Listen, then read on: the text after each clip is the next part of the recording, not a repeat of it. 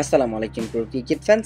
দর্শক, আইপিএলের প্রথম কোয়ালিফায়ার ম্যাচে আজকে মুখোমুখি হয়েছিল কলকাতার নাইট রাইডার্স এবং সানরাইজার্স হায়দ্রাবাদ। সেখানে কিন্তু কলকাতার নাইট রাইডার্স দুর্দান্ত একটা জয় পেয়েছে, অবিশ্বাস্য একটা জয় পেয়েছে এবং এই জয়ের পরে কিন্তু কলকাতার নাইট রাইডার্স তারা কিন্তু 2024 আইপিএলের ফাইনালে পৌঁছে গিয়েছে। আর ফাইনালে পৌঁছানোর পর শাহরুখ খানের উদযাপনটা ছিল দেখার মতো।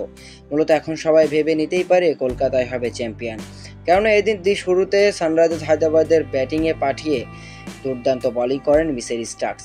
মূলত কলকাতা নাইট রাইডার্সের এই 25 কোটি টাকা দামের বলার এত ভয়ঙ্কর বোলিং করবে এটা কেউ কল্পনাও করতে পারেনি।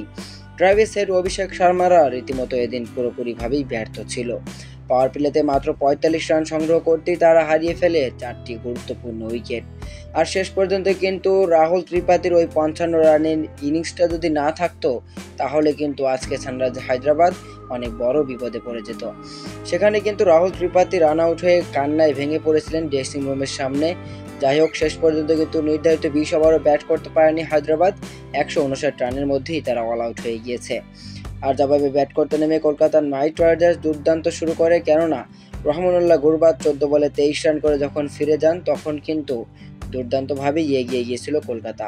এরপর সুনীল নারায়ণ 16 বলে 21 করেন, আর তারপরে ভেঙ্কটেশ আয়ার এবং শ্রেয়স আয়ার তারা দুইজন মিলে যে খেলা দেখালেন যা ছিল কলকাতা নাইট রাইডার্সের ফ্যানদের চোখের শান্তি। মূলত এই দুই আয়ার মিলে সানরাইজার্স হায়দ্রাবাদের বোলারদের কোনো রকম পাত্তাই দিল না। 13 ওভার 3 বলের মধ্যেই খেল খতম করে দিল। আর এখন অনেকে বলতেই পারেন কলকাতা নাইট রাইডার্স হবে 2024-এর চ্যাম্পিয়ন, কেননা তারা এর আগে কিন্তু কখনোই এত ভয়ঙ্কর খেলা দেখায়নি। প্রথম কোয়ালিফায়ারে সানরাইজার্স হায়দ্রাবাদের বিপক্ষে দুর্দান্ত জয় নিয়ে ফাইনালে সবার আগে পৌঁছে গেল কলকাতা নাইট রাইডার্স। তো দর্শক, আপনার মতামত অবশ্যই আমাদের ভিডিওর কমেন্ট বক্সে করবেন। কলকাতা নাইট রাইডার্স কি তবে 2024 আইপিএল এর চ্যাম্পিয়ন হবে?